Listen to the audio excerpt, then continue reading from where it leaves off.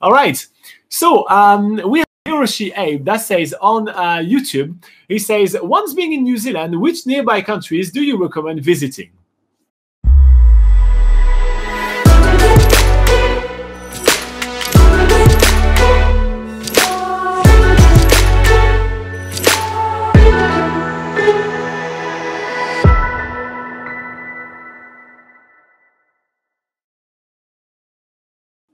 All right, so the first step will be Australia. That's the biggest, largest country next to New Zealand. It's a continent in itself, this massive thing. Australia is a country which is definitely worth visiting because it's just so big and there is so much to offer. However, you have to know that one simple visit to Australia won't show you kind of everything. And Australia tends to be much more expensive than New Zealand. So yeah, check out Australia. There is the Australian outback, which is all this orange and beautiful rocks and everything, and that. I'll go surfing on the Gold Coast. But if I have to pick out one thing to go to Australia for, it would be more for the outback, because if it's all for the surfing and big city life and everything like that, you will have better city life in other places, like in Asia you have some fantastic cities. In North America you have some really ginormous cities, and in Europe you have some really amazing historical cities. So Australia will be like, city life would be okay. If you go to Australia for surfing, well, you in New Zealand, there's plenty of surf spots. They're usually a bit more intimate, a bit more beginner friendly. So I think you may enjoy surfing better in New Zealand. But the outback is really unique, super unique wildlife with all the koalas, with the kangaroos, with the wallabies, all those kind of things. And also you have some amazing deserts. I hate that word. Desert landscape. So that's a fantastic place to visit.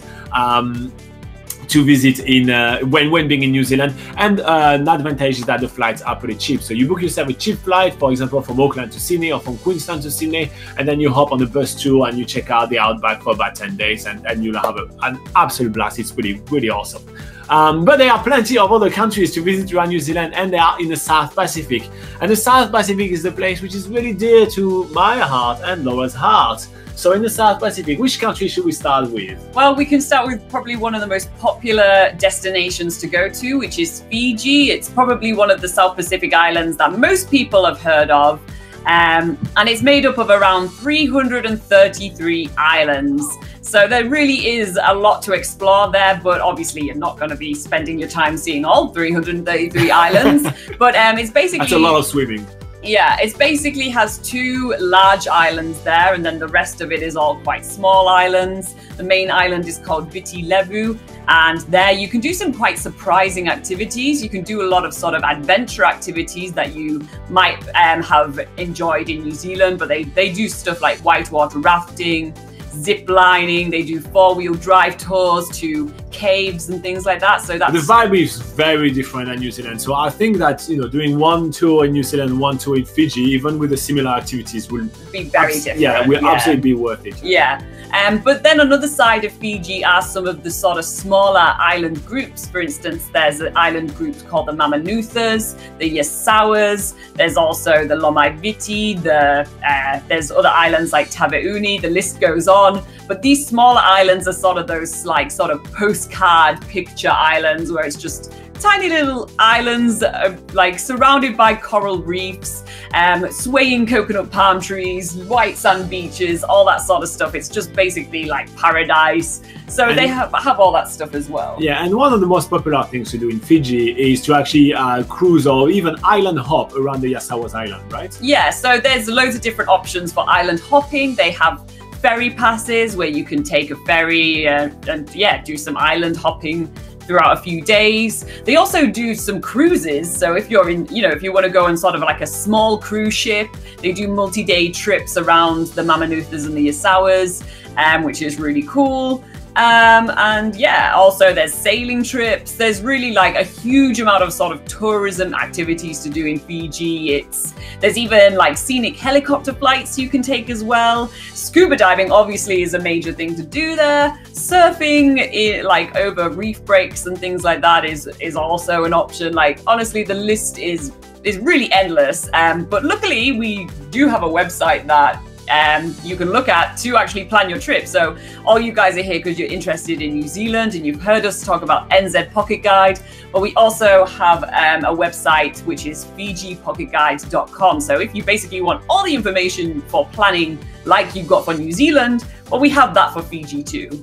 Okay, so just type FijiPocketGuide.com, easy as. Yeah. Now there is a ton of countries in the South Pacific, right? And there is really a ton to choose from. So another one which is really awesome to visit is Tonga.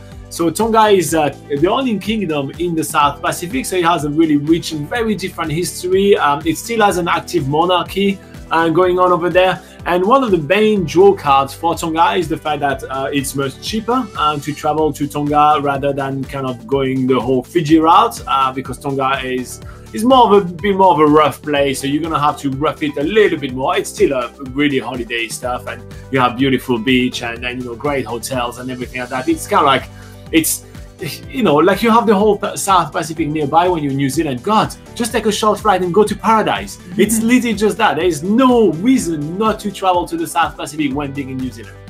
So, but another really good draw card for Tonga is the fact that you can do whale swimming, meaning that when you've seen those beautiful whales in New Zealand, you actually can jump in the water and swim with those whales when in Tonga. It's probably one of the biggest life-changing experience I've ever had in my life. I was completely overwhelmed with emotion when I jumped in the water and saw those massive placid giants in the water. It's fantastic. So what happened is that the whales are actually mating in the cold water of the Arctic, and then they swim back up and then go to the nice warm waters of Tonga to raise their calves, so their baby whales. Yeah. And yeah, so you see mothers and kids, and it's absolutely phenomenal. It's really fantastic. But there is much more. There is a ton of beautiful historical landscape. There is rugged coastline. There is blowholes. There is sandy beaches. There is coral snorkeling. There is really a ton to do there. It's a very different kind of lifestyle. It's really slower. It's much more relaxed, and it's definitely awesome. So Tonga, definitely worth checking out. And if you want to learn more, well, guess what?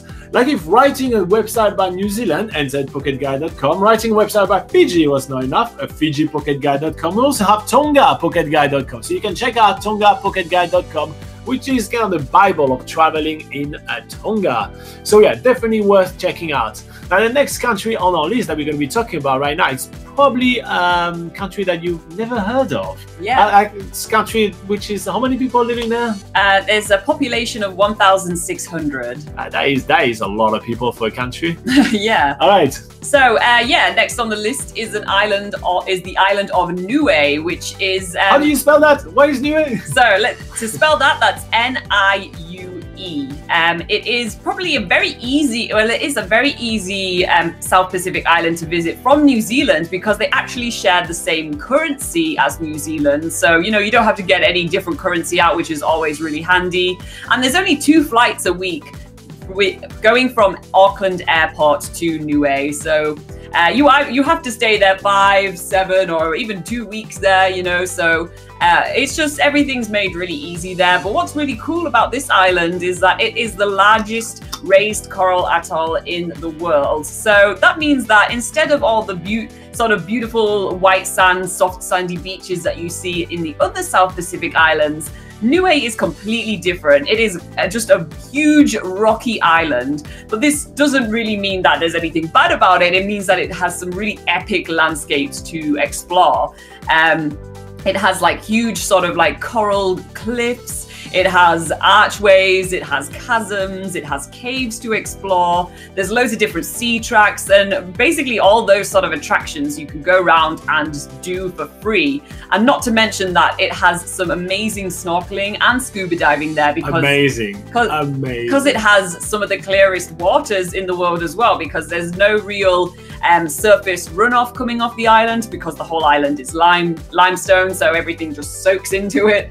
And yeah, so that means that the visibility there is unbelievable. So when you put your head in the water, it's like crazy clear. It's quite phenomenal. So all the snorkeling stuff there as well is really cool to go and check out. Lots of tropical fish. And yeah, also it's really good for sort of learning about some of the other types of wildlife. Like unga is coconut crabs, which basically crawl into the forest forests of Niue and climb trees and eat coconuts, and you can go on some different tours to do with that, which is really awesome. There's a lot of cultural activities and stuff to do as well.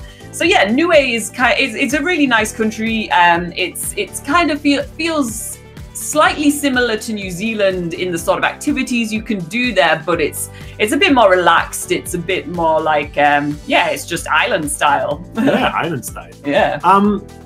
So we actually have a website called Niue Pocket Guide as well. So here you go. We do a lot of travel planning for you guys. So Niue is Niue and then pocketguide.com, and you'll be able to check that out. Full disclosure, it's not out as the time of this video, but it's coming out really soon. So, you know, give it a couple of weeks and then you should be okay. Few days, I would say. Yeah, a few days. Few days. But I like to give, you know, lengthy, but give it a few weeks and you should be good. So yeah, so Niue Pocket Guide is also pocketguide.com. NiuePocketGuide.com is also a great way for you guys to plan your trip to Niue. Now there are also a huge amount of South Pacific islands that you can check out, like Cook Island. There is a pocket guide coming for that real soon as well. There is Vanuatu, which is really kind of a cool mix between super tribal kind of a vibe and French culture. So it's just a really awesome mix. There is New Caledonia, which is really awesome as well. Papua New Guinea, if you're into a real adventure, and much more. But we will actually tell you much more about the South Pacific in this channel in the years to come, where we're going to start covering much more of the greater kind of area that we're covering, just because we really fell in love with those areas there, and we're actually creating guides for all those places in order to help you guys plan your trip. So in short, can you visit some of the other countries when in New Zealand, Hero? Definitely yes. And yeah, check out some of the websites that we mentioned. Check out some of the destinations that we mentioned. And I think that with the selection that we gave you something like kind of like, you know, get a Fiji with like a, you know, a bit more like high end and kind of like, you know, paradise island stuff. hopping and yeah, stuff you like get that. Tonga Yeah. if you want to rough it and have like a mix of like super wildlife and adventure, more budget. Yeah. Yep. And you get Niue, which really doesn't. It's like nowhere else. Yeah, there's looks nowhere like Niue. Yeah, there's nowhere like that. So here you go. If you find this video useful, guys, make sure to hit like and subscribe and everything like that. That's really a great way to say thank you for all our hard work.